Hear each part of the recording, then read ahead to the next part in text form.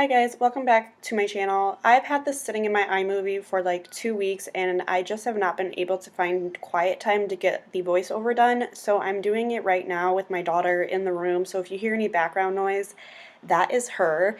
But I am starting a new series on my channel called Meal Prep Mondays, which I'm sure is not an original thing. I'm sure somebody has that out here. But basically I'm going to make big portions of something on Sunday and post them on Mondays for you guys. But this is kind of a cool one because this is the very first video I ever posted on YouTube, and I've remade it a lot of times and perfected the recipe. So today I'm doing my perfected Zuppa Toscana copycat recipe.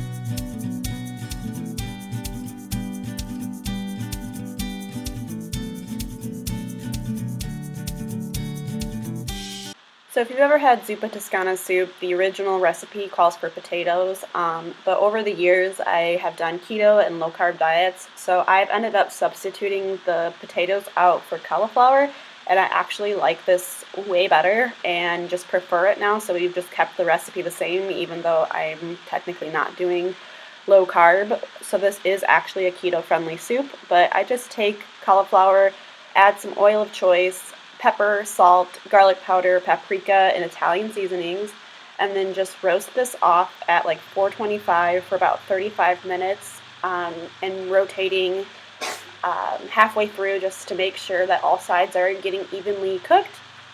And this can be done while you are cooking the rest of the ingredients for the soup, so it's not like an extra step. It's pretty easy to add into the soup roasted, but if that's too much for you, you can always saute them in the pan or even just boil them, but I like the flavor that the roasted cauliflower gives to the soup. So like I said, when your cauliflower is roasting, you can go ahead and prep your other ingredients. I have a huge Le Creuset pan that my dad gifted me, so it makes meal prepping so easy for me. I love this pan. It is expensive and a investment, but it is my favorite utensil in the kitchen.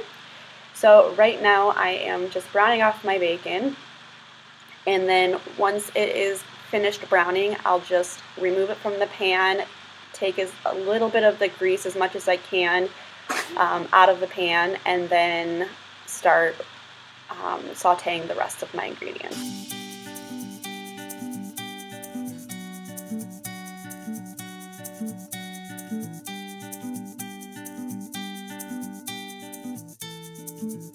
So since the Le Creuset pan is a little big and very hot, it's kind of hard for me to drain a lot of liquid from it.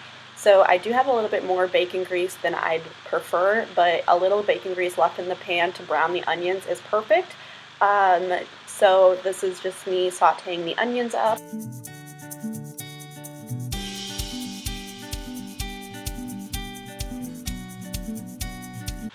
And once the onions have cooked down a little bit, I'm going to add my Italian sausage. And just know I am doubling the original recipe. And these were still a little bit frozen, so I had to kind of cook them down a little bit more.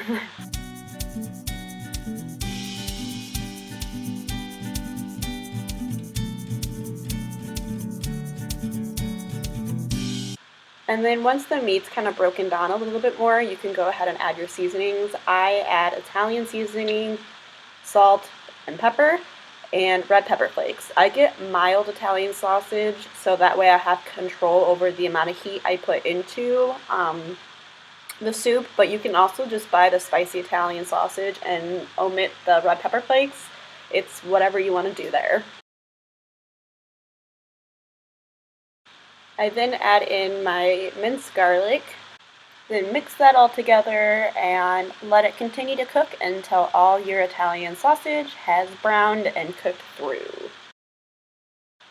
Once your Italian sausage is browned, you can add back in your bacon.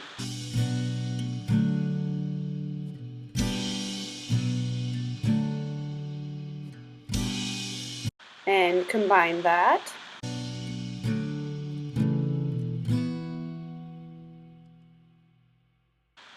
I'm going to add the kale in next. The recipe calls for 7 cups of kale, and I just bought 2 big bags at Aldi and used about a bag and a half if you are doubling it. It had a lot of kale in it, but it also is a good filler and bulks up the soup a little bit, and you get some greens. So a lot of kale doesn't really bother me, but even maybe just a bag, even for a double portion, is probably enough kale. So that is your call, how much you want to do when doubling.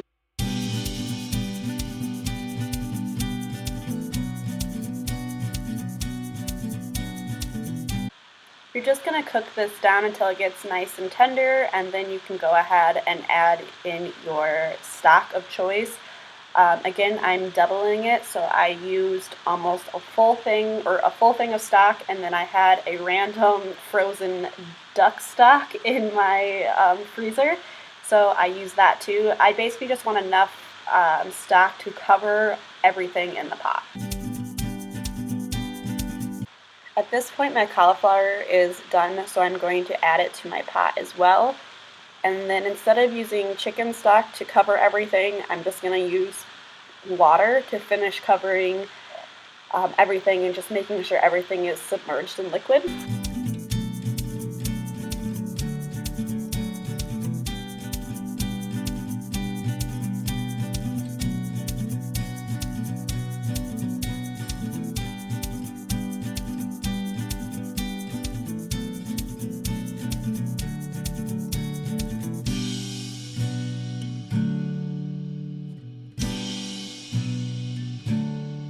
So once you've let this cook for a while and let everything kind of marry together, you can go ahead and add your cream. I use half and half just to keep it a little less on the fatty side, but you can use heavy cream if you're keto.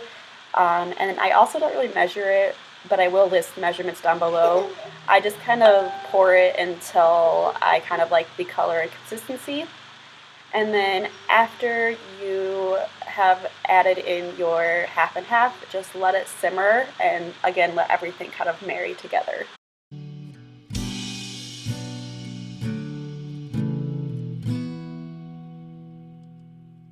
Towards the end of my cooking process, I always sample the soup and make sure it is to my liking, and usually it's not, so I always add seasonings towards the end to get it to the flavor that I want. And then after that, it's all done, and I'm just going to now ladle in my portions. It made 8 of these, I think they're, I don't remember if they're 16-ounce or 32-ounce containers. I can't remember exactly, but I think they're 16-ounce. And then it made, I think, 4 additional 2-serving portions.